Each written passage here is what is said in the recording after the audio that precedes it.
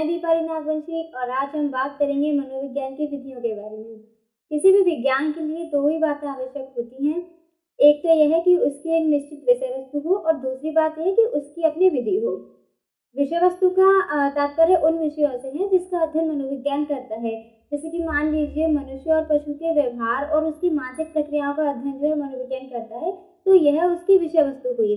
और विधि का तात्पर्य उसके माध्यम से है, जैसे जिन विधियों से पशुओं का और मनुष्यों के व्यवहार का और मानसिक प्रक्रियाओं का अध्ययन किया जाता है। जैसे कि मान लीजिए हम किसी के व्यवहार को जानना चाहते हैं, तो सबसे पहले हम उसको देखेंगे, उसको ऑब्जर्व करेंगे। ऑब्जर्वेशन एक विधि है। तो जिस विषय वस्तु का अध्ययन हम जिस माध्यम से करते हैं उसे विधि कहते हैं। यदि हम परिभाषा की बात करें तो रेबर एवं रेबर के शब्दों में विधि का तात्पर्य कार्यों को करने, तथ्यों एवं संप्रत्यों के क्रमबद्ध ढंग से कार्य करने के तरीकों से है। सभी विज्ञान अपनी विषय वस्तु के बल पर नहीं बल्कि अपनी विधि के बल पर विज्ञान कहलाते हैं। वैज्ञानिक विधि की अपनी कुछ विशेषताएं होती हैं, जैसे कि पहली है नियंत्रण। वैज्ञानिक विधि का सबसे प्रधान लक्षण नियंत्रण है। नियंत्रण को हम इंग्लिश में कंट्रोल कहते हैं। और नियंत्रण का अर्थ ये है कि जिस भी विषय का हम अध्ययन कर रहे हैं उसको प्रभावित करने वाले सभी चरों को नियंत्रित कर लिया जाता है, सिर्फ प्रयोगात्मक चर को छोड़कर। इसकी विशेषता है पृथक्कीकरण, जिसे कहते हैं आइसोलेशन। वैज्ञानिक विधि में पृथक्कीकरण का गुण होना आवश्यक है। इसका अर्थ यह होता है कि ये जो विधि है उसमें इतनी क्षमता होनी चाहिए कि वह सभी चरों में से किसी एक चर को अलग करके उसका प्रभाव निर्धारित कर सके। दूसरी विशेषता है परिवर्तन, जिसे कहते हैं वेरिएशन। परिवर्तन का अर्थ ये है कि जैसे हम विधि में हम जो कोई भी अध्ययन कर रहे हैं उस विधि में जो हमारा चर है उसमें परिवर्तन करके, चरों में परिवर्तन करके, हम उसमें मात्रा में परिवर्तन करके ये देखते हैं कि इसका प्रभाव कैसा पड़ रहा है। जैसे कि हम उदाहरण लेते हैं, नींद की गोलियां जो आती हैं, हम नींद की गोली जब किसी को देते हैं तो इंसान को नींद आ जाती है। अब हमें इसमें परिवर्तन करके क्या देखना है कि हम नींद की गोली की मात्रा बढ़ा दें और फिर ये देखेंगे कि मात्रा बढ़ाने से वो जो कोई भी मनुष्य है वो कितनी ज़्यादा देर तक सो रहा है। मात्रा बढ़ाने से क्या प्रभाव पड़ रहा है इस मात्रा में परिवर्तन से। तो हर वैज्ञानिक विधि में परिवर्तन की भी ज़रूरत है। परिवर्तन करके हम मात्रा में परिवर्तन करके ये पता करते हैं कि हमारी विधि की जो रिलायबिलिटी है, वैलिडिटी है, ये कितनी क्या है। वैज्ञानिक विधि की चौथी विशेषता है पुनरावृत्ति, जिसे हम कहते हैं रिपीटेशन। तो पुनरावृत्ति का गुण होना भी बहुत आवश्यक है वैज्ञानिक विधि में। पुनरावृत्ति यानी कि रिपीटेशन से तो आप समझ गए होंगे, रिपीट यानी कि दोहराना। तो हमारी जो वैज्ञानिक विधि है उसमें हम ये चीज़ें जो है दोहरा कर देखते हैं कि क्या हमने जो पहली बार रिजल्ट निकाला उस चीज़ों को दोहरा कर क्या दोबारा भी वही परिणाम निकलता है। मतलब हम अपने प्रयोग को बार बार दोहरा कर देखेंगे कि हर बार वही परिणाम निकल रहा है कि नहीं। इससे क्या है, विश्वसनीयता बढ़ती है हमारी जो भी विधि में हम जो भी अध्ययन कर रहे हैं उस पर। वैज्ञानिक विधि की पांचवी विशेषता है प्रमाणीकरण, जिसे इंग्लिश में कहते हैं वेरिफिकेशन। प्रमाणीकरण का मतलब ये है कि हम एक वैज्ञानिक जो निष्कर्ष निकालता है, जांच के द्वारा जो निष्कर्ष प्राप्त करता है, उस निष्कर्ष को अब कोई दूसरा वैज्ञानिक अपने अध्ययन, अपने प्रयोग के आधार पर अगर दोबारा जांच करे और पहले और दूसरे दोनों मनोवैज्ञानिकों के जो आंसर है, जो रिजल्ट है, जो निष्कर्ष है, अगर समान निकलते हैं तो उस अध्ययन तथा निष्कर्ष को विश्वसनीय मान लिया जाता है। तो प्रमाणीकरण की भी आवश्यकता वैज्ञानिक विधि में अधिक होती है। वैज्ञानिक विधि की छठवीं विशेषता है परिकल्पना, हाइपोथेसिस। किसी भी वैज्ञानिक विधि में कोई भी वैज्ञानिक विधि, कोई भी रिसर्च हमेशा परिकल्पना से ही शुरू होती है। परिकल्पना का अर्थ होता है वो एक अनुमानित कथन होता है जो भी वैज्ञानिक है उसके नोन फैक्ट के बेस पर होता है। वैज्ञानिक विधि की सातवीं विशेषता है सिद्धांत एवं नियम। वैज्ञानिक विधि हमने जो भी अध्ययन किया उसके आधार पर जो डेटा हमें मिलता है उसको ही हम सिद्धांत तथा नियम का रूप देते हैं। अब बात करते हैं हम मनोविज्ञान की विधियों की।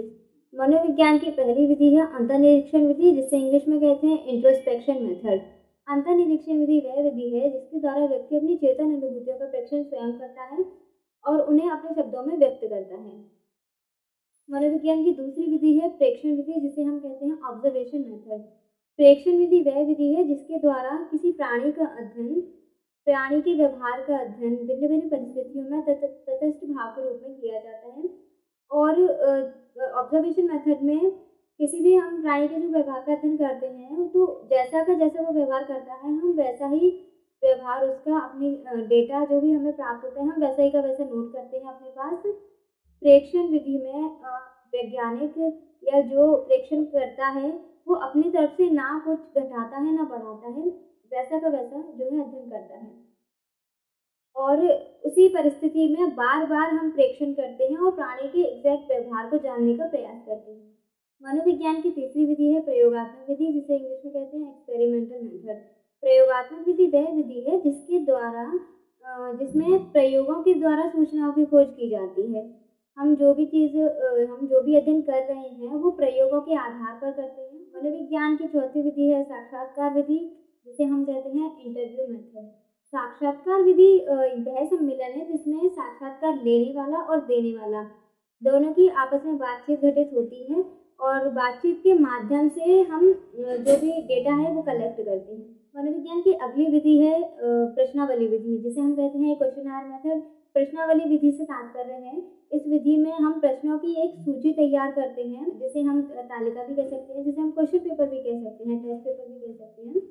तो उस तालिका की जो आंसर है उसकी पूर्ति स्वयं उत्तरदाता करता है, मतलब कि उसे फिल उत्तरदाता ही करता है। मनोविज्ञान की अगली विधि है व्यक्ति इतिहास विधि, जिसे इंग्लिश में कहते हैं केस हिस्ट्री मेथड।